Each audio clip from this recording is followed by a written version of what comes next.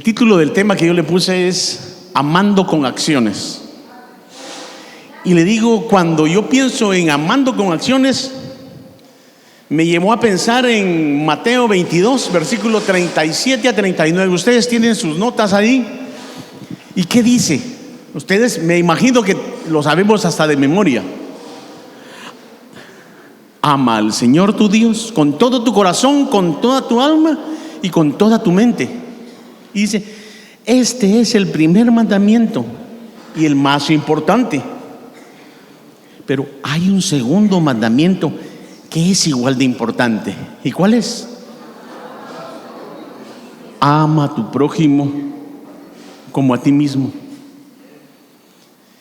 Fíjese que me pone a pensar, cuando el Señor dijo esto, ama a Dios, nos está poniendo una rama alta. Porque muchos ponemos otras cosas antes que a Dios. Y lo hablo por experiencia propia. Pero cuando me dice ama a tu prójimo, yo entiendo que amar a Dios es la prioridad número uno. Pero cuando me dice, y este mandamiento es similar, ama a tu prójimo, quiero que piensen ustedes realmente, ¿qué es amar al prójimo? ¿Qué es amar al prójimo? Realmente, ¿qué es amar al prójimo? En este periodo de pandemia lo pudimos ver. Y algunos nos aislamos. Y nos aislaron. Y algunos nos quedamos ahí escondidos. Y otros buscamos cómo apoyábamos. Estos días de pandemia platicaba con otro pastor. Y se acercó conmigo. Y me dice, hermano, quiero decirle que usted fue el primer pastor que me llamó en el periodo de pandemia para ver cómo estaba yo de salud. De ahí nadie más me llamó. Y me puso una alarma, hermano. Me puso una alarma. ¿Por qué? Porque somos el cuerpo de Cristo. Y eso significa que tenemos que estar preocupándonos los unos por los otros. Tenemos que estar pendientes no solo de mi gente, sino de la gente alrededor nuestro. Ama a tu prójimo como a ti mismo. Fíjese que me pone a pensar cómo era el Señor Jesús de estratega. Porque en cada acción que Él hacía, Él daba a conocer este mandamiento. Ama a tu prójimo. Cuando iba con sus discípulos, todas sus acciones iban enseñándoles a lo que tenían que darle continuidad a ellos, porque Él sabía que Él no iba a estar aquí todo el tiempo. Él sabía que Él se iba a ir. ¿Y quiénes tenían que darle continuidad a los planes que Él tenía?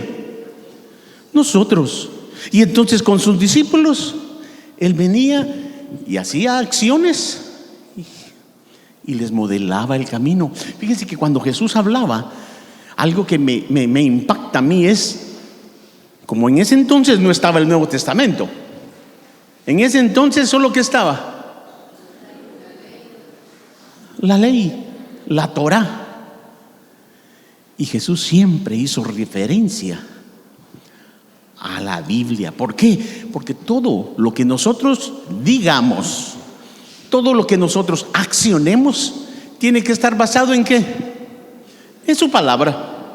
Fíjense que cuando Jesús vino en el Sermón del Monte y le dijo, amarás a tu prójimo como a ti mismo, estaba hablándoles también de un pasaje que estaba en el Antiguo Testamento. Levíticos 19:18, ¿qué dice?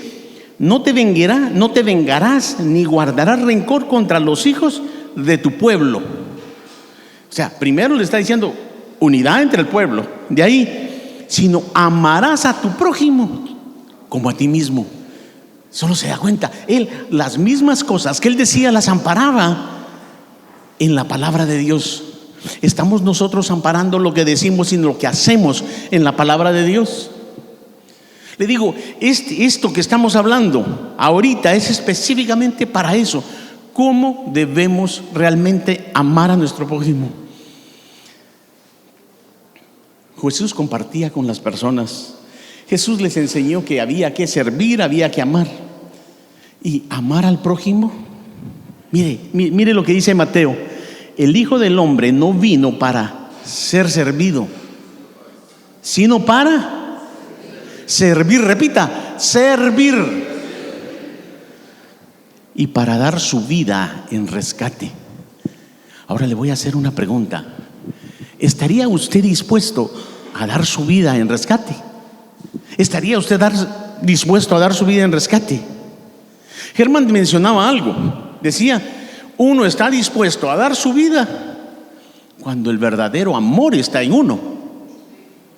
Y le digo, ese verdadero amor, para mí, lo produce el Espíritu, para que sea tan genuino, como dice Corintios 13.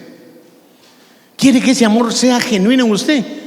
Necesitamos la unción del Espíritu, necesitamos vivir en el Espíritu, necesitamos movernos en el Espíritu, necesitamos que nuestro diario vivir sea guiado por el Espíritu. Cuando yo miro en la Biblia a los profetas, cómo se movían. Un ejemplo para mí, Elías se movía con una autoridad impresionante.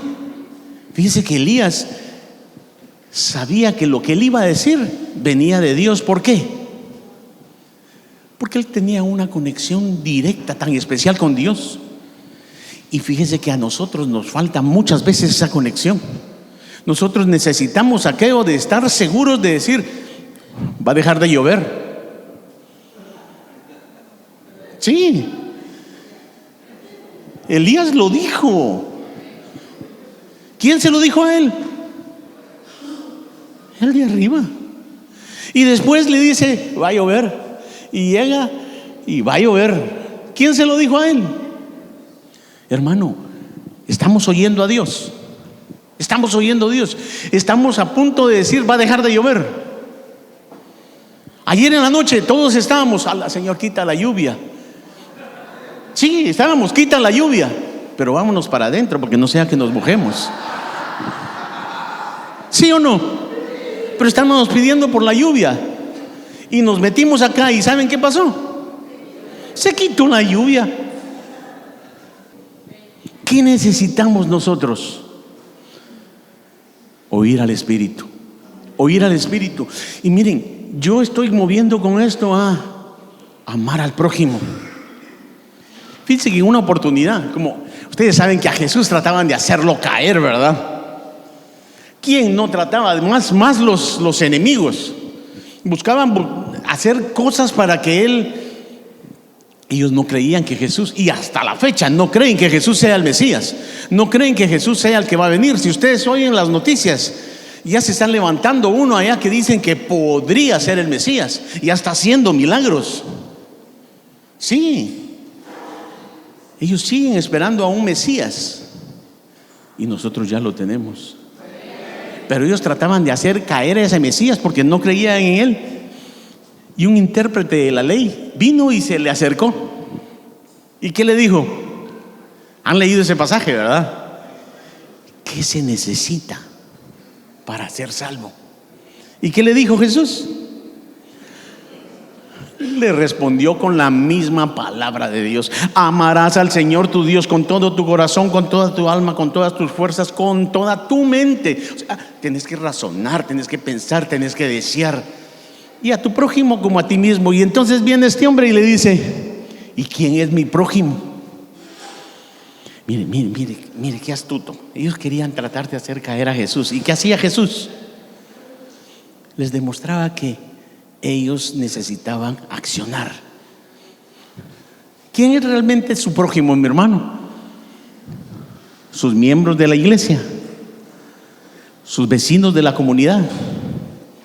¿Quién es realmente el prójimo? Dice, Jesús le respondió con una parábola. ¿Acerca de quién? El buen samaritano. Todos conocemos la historia del buen samaritano, que vino y se encontró a un judío. El judío fue robado, golpeado. ¿Y qué le sucedió al judío?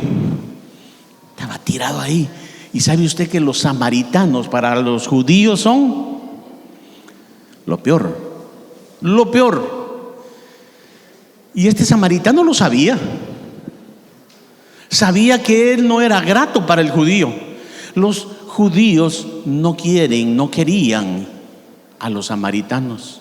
No los querían. Pero ¿qué hizo este samaritano? Curó las heridas. Y mire lo interesante de esto. Y le digo, ustedes lo saben. ¿Qué hizo? Se lo llevó, lo alojó, lo curó y le dijo: aquí está lo que él necesite. Pero fíjese que a mí no fue lo que me impresionó a mí, eso no fue tan solo esa acción, sino lo que dijo después. ¿Qué dijo después? Lo que gastes, lo que hayas gastado, cuando regrese. Eso me impresionó a mí. Eso me impresionó. ¿Por qué razón? Porque si él no se llevaba bien con los judíos, él podía regresar por otro camino. Sinceramente, no tenía que absorber deudas de regreso que a él no le correspondían. Pero sabe que el samaritano estaba planeando regresar con este hombre. Él estaba planeando regresar para ver cómo estaba este judío. ¿Por qué? Porque aunque no lo quería, para él, este judío, ¿quién era? Su prójimo. Su prójimo. Por eso es que Jesús le dice: ama a tu prójimo. Y eso fue lo que me impactó, fíjese. ¿Qué podemos aprender de esto nosotros? Piense, ¿qué podemos aprender? Que nuestros prójimos son nuestros miembros de la iglesia. Que nuestros prójimos son los otros cristianos evangélicos nuestros. Que nuestro prójimo son los vecinos de nuestra comunidad. Mire, el prójimo para este hombre fue su enemigo. El prójimo fue para él. ¿Y qué estuvo dispuesto a hacer por su enemigo? Aquí está. ¿Y cuánto más se debe? Aquí está. Planeó regresar por su enemigo. ¿Qué es amar al prójimo, mi hermano? Yo tuve una experiencia con un hermano. Tanto consejo que me daban: no sirvas de fiador. ¿Se acuerdan? Ahora ya no piden tanto eso. Pero antes decían: no sirvas de fiador, a no ser que estés dispuesto a pagar la deuda. Y me pasó. Y llegó y me llegó la carta: mire, necesito que pague. ¿Y sabe qué hice yo? Yo agarré a mi amigo y nos fuimos. Y yo fui a pagar la deuda de él. Pero mi hermano, ¿está dispuesto usted a hacer eso? ¿Está dispuesto a ver a los demás realmente como prójimos? ¿Está dispuesto a dar su vida por los demás? Le digo, eso vamos a hacerlo por nuestros hijos, por nuestra esposa. Mi hijo estuvo enfermo de leucemia. Yo estaba dispuesto a dar mi vida por mi hijo. Y le clamaba a Dios por vida. Y gracias a Dios, los doctores le dieron 6 meses de vida. A los 6 meses murió la leucemia, pero mi hijo sigue con vida. Pero estaría dispuesto a dar su vida por alguien que no conoce. Está difícil, ¿verdad? Solo que venga la unción del Espíritu y me llene de amor, y que haga real en mí el amor de 1 Corintios 13. ¿Qué dice 1 Corintios 13? ¿El amor qué? Todo, solo mire con lo que empieza: el amor todo lo puede. Pero eso es para la esposa. No, ahí no dice que es para la esposa. O dice por algún lugarcito ahí: el amor es para la esposa, así que todo lo puede. O es para el esposo, porque mi esposo sí es garra. Sí, no. Como había un chiste que hacía ahí y decía a la esposa: ay, pegame, pero no me dejes. No, eso no es el amor. Eso no es el amor. El amor es, les digo la verdad, vivir en el Espíritu. El amor es vivir en el Espíritu. ¿Qué aprendemos de amar al prójimo? Que tenemos que preocuparnos por los que están con necesidad. Fíjese que esa es la razón de lo que nosotros hacemos estas actividades, por lo que hacemos jornadas médicas. ¿Por qué? Porque queremos amar al prójimo, queremos ayudar al prójimo. Fíjese que nosotros, sinceramente, las jornadas médicas no las hacemos tan solo porque el necesitado, porque necesitan un servicio social. No. Nuestro enfoque de jornadas médicas es: queremos alcanzar a las personas para Cristo. ¿Por qué? Porque para eso vino Jesús. Pero también hay que servirlas. Entonces, ¿Jesús a qué vino? A servir y a dar su vida. ¿Nosotros qué queremos hacer? Servir. Y le digo, hay veces que nos toca casi dar la vida porque es cansado. Si usted mira para allá, allá hay 2 médicos. Ellos lo sufren más cuando el paciente no le logra explicar bien dónde le duele. Aquí le dice, ¿dónde le duele? Ay, aquí. ¿Dónde le duele? Aquí. Y viene Héctor y le dice: ay, lo que le duele es el dedo, hermano, porque donde se puya es donde le duele. Fíjense que a ellos les cuesta muchas veces más el trato con las personas. Pero por eso nosotros necesitamos unirnos con las iglesias para poder hacer esas actividades y que la iglesia pueda ver esto. Mire, no es como ayuda social, es como una arma, una estrategia de evangelismo. Eso es. Una vez llamé a un pastor y fue cómico.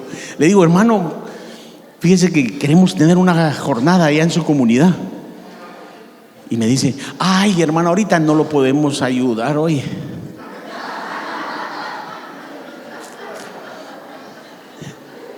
Sí, hermano, lo que queremos ser. Mire este mueble. ¿Cómo se hace? ¿Qué necesita este mueble? Una cuña. Eso queremos ser nosotros. Eso queremos ser nosotros. Esa cuña que esto necesita para que no se mueva. La iglesia está haciendo un excelente trabajo. Lo único que tiene que aprender la iglesia muchas veces es amar al prójimo. Amar al prójimo. ¿Cómo? Como el buen samaritano. Como el buen samaritano, así de fácil. Pero es que eso es fácil. Hermano, si usted quiere, lo puede hacer. Pero ¿qué necesito? Buscar de Dios. Le digo, cuando yo platicaba con hermano Ramón ahorita de esto, él empezó a contarme las estrategias que el Señor le dio para alcanzar a su iglesia. ¿A cuántos de ustedes se les redujo la membresía en este periodo de pandemia? Levante su mano. Pocas manos, gracias a Dios. Pero hubieron otros pastores que cerraron iglesia. ¿Cuántos de ustedes les tocó empezar a trabajar secularmente?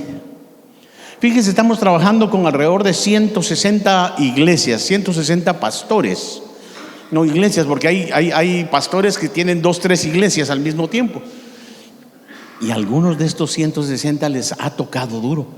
Y gracias a Dios, Dios ha sido fiel. Fíjense que en este tiempo de pandemia logramos nosotros apoyar a iglesias con víveres. Pero ¿quién logró hacer eso? ¿El ministerio? No.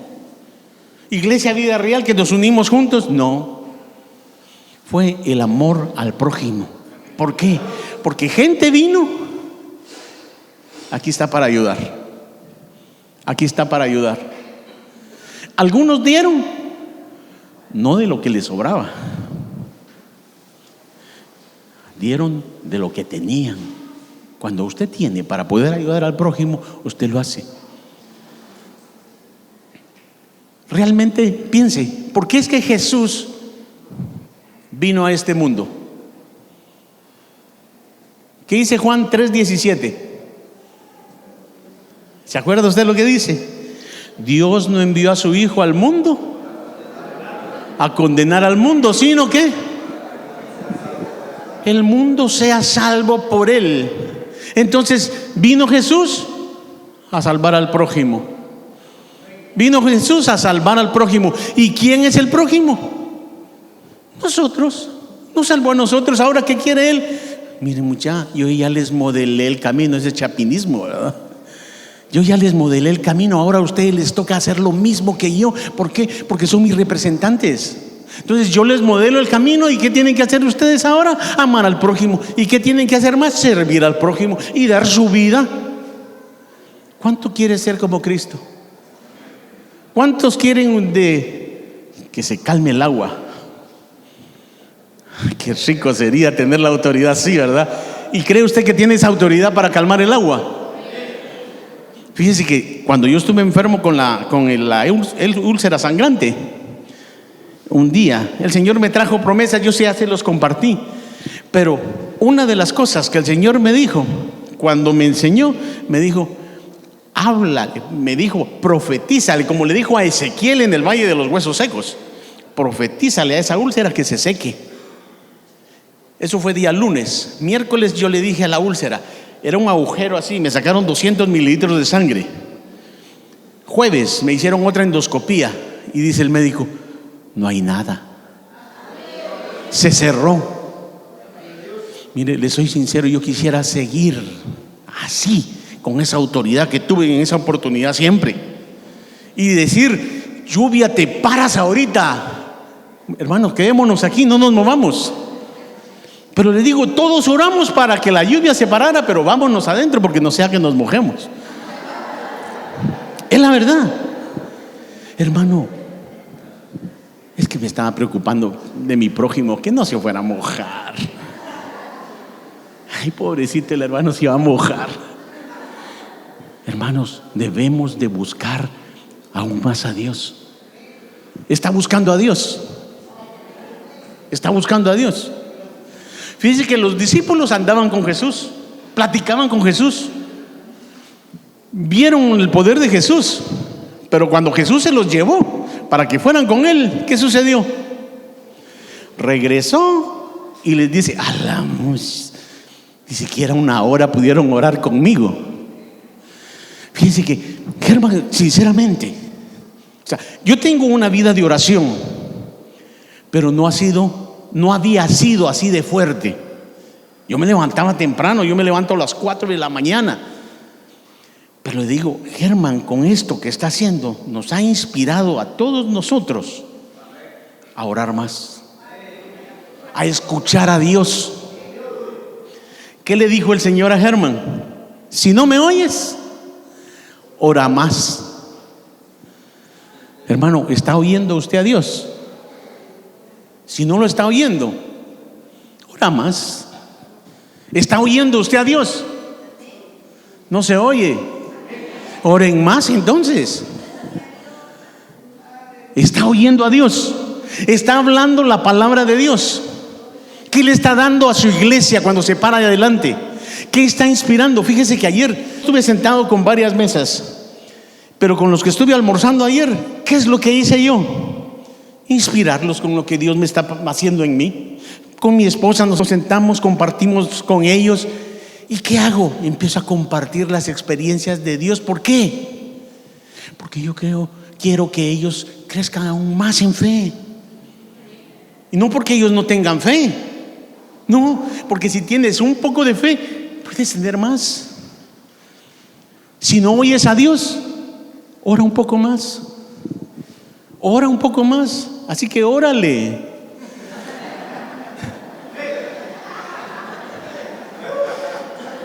¿Cuántos quieren que el Señor venga, mis hermanos?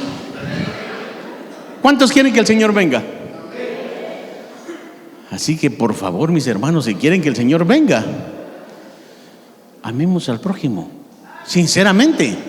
Compartamos con el prójimo lo que tenemos. ¿A qué vino Jesús? A que nadie se pierda. ¿Qué dice 2 Pedro 3:9? Mire lo que dice. Mire lo que dice en esta versión, me gustó. Sí, el Señor no demora el cumplimiento de su promesa. O sea que el Señor dijo: yo voy a ir. ¿Y eso qué quiere decir? Él va a venir. Como algunos suponen, dice. Más bien lo que quiere es que nadie se pierda. Por lo que, óigalo cómo le dice, por lo que está alargando el plazo para que todos se arrepientan. Mateo 24 se está empezando a cumplir, mi hermano. Se oyen rumores de guerras, nación contra nación, reino contra reino. Pero ¿qué dice el Señor? Tranquilos, este no es el fin. Lo que necesita es que el evangelio sea compartido. Mire, hermano, yo le doy gracias a Dios le doy gracias a Dios por la pandemia. ¿Por qué? Porque parte de esta pandemia depuró la iglesia. Parte de esta pandemia también hizo que líderes descubrieran el poder que hay en las redes sociales, el poder que hay en el internet para compartir la palabra de Dios. Sí, mire, ¿cuánta gente está orando con estos periodos de oración? Hay gente de Alemania, hay gente de España, hay gente de América del Sur, Colombia, Argentina, Estados Unidos, México, Guatemala. De Guatemala estamos hablando de todos los departamentos ahí. ¿Y están juntos en el mismo edificio? No, pero están juntos en la misma plataforma. Estamos uniéndonos. Cuando la iglesia descubra sinceramente que esa es la espada completa para cortarle la cabeza a Goliat, mire, vamos a hacer más, y entonces el Señor ya va a venir y nos vamos a ir con Él. ¿Espera usted la venida del Señor? ¿Sabe qué es lo que espera el Señor? Que usted sea como Jesús y actúe como Jesús. Ser como Jesús para hacer como Jesús. Ser como Él hablando y ser como Él actuando. ¿Cuántas personas se han sanado porque usted le puso la mano? ¿Cuántas personas han escuchado decir: el Espíritu me habló, Dios me habló, Dios me habló? El cabot de Dios está de adentro hacia afuera. Sale esa unción y la gente a su alrededor sienten la presencia de Dios. ¿Por qué? Porque hay algo especial en usted. ¿Y qué se llama? Espíritu Santo. El Espíritu Santo mueve de adentro hacia afuera. Ya vimos los 4 principios, ¿verdad? ¿Se acuerdan ustedes de ellos? Entonces, le voy a decir lo primero, y esto lo voy a hablar rapidito así, es: si usted dedica tiempo a la persona, le está haciendo decir: este es importante para mí. Dedicar tiempo es lo más valioso que usted tiene, mi hermano. El tiempo no se puede comprar, a no ser que usted tenga claro Tigo o cualquier otra cosa, compra tiempo. Pero el tiempo de su vida no lo puede comprar. Y, o sea, cuando usted dedica tiempo, le está diciendo a las personas: ustedes son importantes. Esto que estamos haciendo aquí nosotros, ¿sabe qué estamos haciendo? Hermanos, realmente ustedes son importantes para nosotros. Por eso hacemos estas conferencias. Le digo, la extrañábamos desde el 2020 que no hacíamos una conferencia presencial. Gracias a Dios por los que nos hemos reunido vía Zoom. Y ahí les pasé una encuesta, hermano. Usted tiene que contestar en la parte sí o no si quiere participar en esas conferencias de Reciclando el Dolor.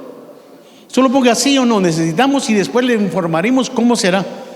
Pero ¿qué necesitamos entonces? Necesitamos amar a las personas. Dijimos, cuando nos interesamos en las personas, le estamos demostrando que son importantes, que les amamos. El segundo era escuchar. ¿Qué están haciendo ustedes ahorita? Escuchando. O sea, necesitamos escuchar a las personas. Y necesitamos escuchar a las personas porque ellos van a abrir su corazón, nos van a contar sus problemas, dolores.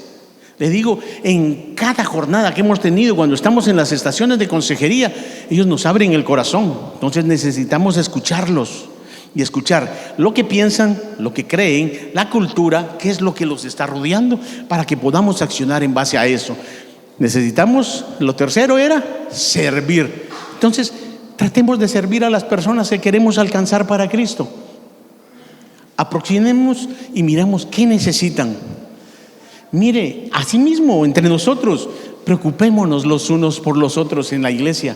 Preocupémonos aquí entre pastores los unos a los otros. Que no vuelva a decir otro pastor: es que ningún pastor se había acordado de mí. Sino que Gracias, tengo un equipo de pastores que se preocupa por mí.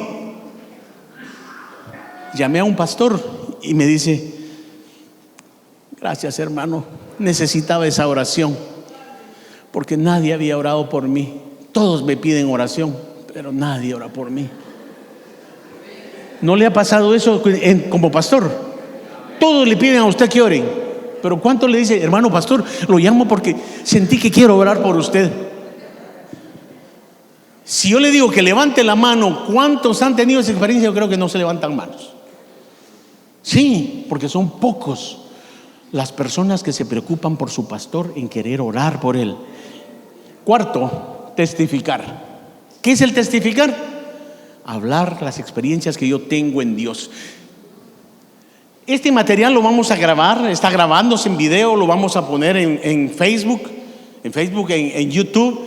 Pero le digo, ya hay una grabación ahí que es cómo compartir mi fe. Ustedes pueden verlo. Ahí tenemos también el ser y hacer como Jesús. También pueden irlo a ver y reestudiar. Es una conferencia que se dio, que Germán le estuvo dando. Ahora, yo quiero solo hacer una cuñita más en 4 cositas, 4 herramientas que nos pueden ayudar a compartir eso. Y es: inicie una amistad con las personas que usted quiere alcanzar. Inicie una amistad con ellos. ¿Por qué? Porque si usted hace una amistad con ellos, le está diciendo, es importante. Si usted se enfoca en alguien específico que quiere alcanzar, de ahí dedique tiempo intercediendo por esta persona. Si usted sabe quién quiere alcanzar, Señor, no le tomes en cuenta los pecados que está cometiendo. Señor, toca su espíritu. Interceda por la persona que quiere comunicar. Enséñetelo a su iglesia a interceder. 3, empiece una guerra espiritual. ¿Sabe por qué? Porque el Dios de este siglo ha cegado el entendimiento de los incrédulos. Ahora hay muchos que se creen lo que no son y son lo que no se creen que son. Sí. Y la 4ª herramienta es: ayune por la salvación de las personas. Meta a la iglesia a ayunar por la salvación de ellos. Y usted va a ver cómo se mueve. Eso es amar al prójimo.